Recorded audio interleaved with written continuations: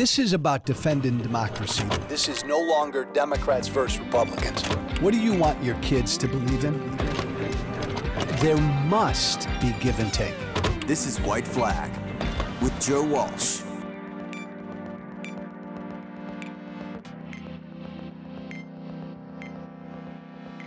You know, Donald Trump was right about something. Donald Trump was right when he realized at the very beginning how fucking weak and out of touch and cowardly the Republican Party is.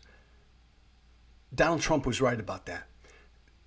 Donald Trump believed, I think, and he was right in thinking this and believing this, that he could basically take over the Republican Party without firing a shot, and he did. He recognized, there we go, as I fix my picture, Trump recognized how weak the Republican Party was, how arrogant the Republican Party was, how out of touch the Republican Party was with their base voters. Trump realized how weak these Republican elected officials were. He knew they wouldn't stand up to him. He knew, Trump knew look, Trump's a dick, Trump's a jerk. Let's just be clear, Donald Trump is an evil, evil demagogue. This may be one of the very few times I ever deliver a compliment his way. Trump was right. The Republican Party was super weak. And he could swoop in as he did 8 years ago. Come down that escalator. Begin spewing all his bullshit, all his ugliness, all his lies, all his cruelty, all his ignorance, all his would-be authoritarianism. Trump knew he could begin spewing that.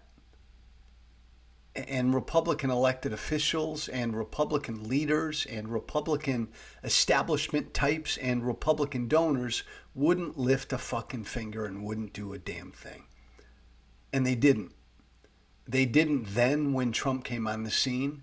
Here we are 7, 8 years later, and they can't stop him still. I mean, Trump, 2.5 years ago, Donald Trump incited and led a violent attempt to overthrow an American election, right?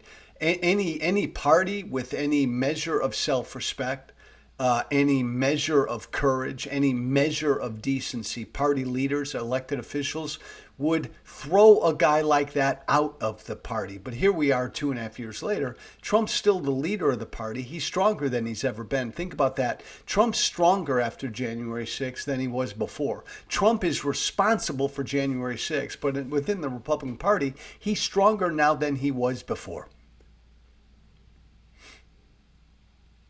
Because these Republicans continue to not do a damn thing, to never hold him accountable, to never call him out. And so Trump just does his thing. There was a write-up yesterday, I think, about how Republican donors, these Republican donors are troubled by Trump's hold on the party. Ron DeSantis is done. DeSantis is done, right? Ron DeSantis is sinking. He's cratering. He's in the toilet. My God, did you see that poll out of New Hampshire? DeSantis is in fifth place among Republicans in New Hampshire. It's that way in almost every state right now. DeSantis is done. This guy, DeSantis, who Republican donors put their faith in as the guy, right? They all lined up behind him, right? Hoping and praying in private, hoping and praying that DeSantis could be the one to deliver them from Trump, because they, again, didn't have the courage to go after Trump themselves. So they just figured, well, if we can support a good number two like DeSantis, then we'll be done with Trump. Well, DeSantis is done. And so now Republican donors are really troubled because they can't find a challenger to Trump. They can't find a number two, and they're troubled, and they're worried that Trump still, I think the headline was that Trump still has a hold on the Republican Party. What a bunch of fucking cowards. They're troubled. Trump's had a hold on the party from the moment he came down that escalator. Republican donors have been troubled for 8 years because they don't like Trump. They don't want Trump, but they're too scared to say anything. That's pretty much the Republican establishment in a nutshell. They don't like him. They don't want him. Always hoping and praying that something else would do what they're too afraid to do, take Trump out. They always hoped an impeachment, a scandal, an indictment, January 6th, something would take Trump out because they don't have the guts or the balls to do it themselves. Well, it hasn't happened. And these donors are still troubled because 2024 is here, and these Republican donors are going to have to once again keep their mouths shut and or support Donald Trump. It's hard because when I publicly came out against Trump 6 years ago, I took a blowtorch to my career. I got a lot of faults,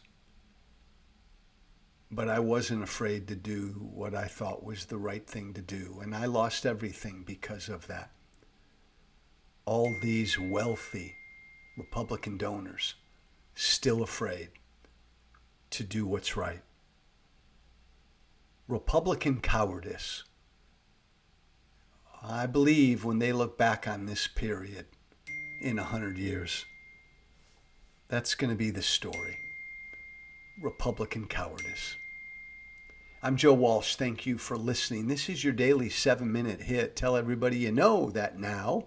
If you listen to White Flag with Joe Walsh, you get a daily 7-minute quick take that you can, boom, jumpstart, launch your day with. Wherever you listen to your podcast. Thanks, guys. As always, be brave. Thank you for listening. Remember to listen, share, and follow White Flag with Joe Walsh on Apple Podcasts, Spotify, and everywhere great podcasts are found. And be sure to leave a 5-star review. This has been White Flag with Joe Walsh.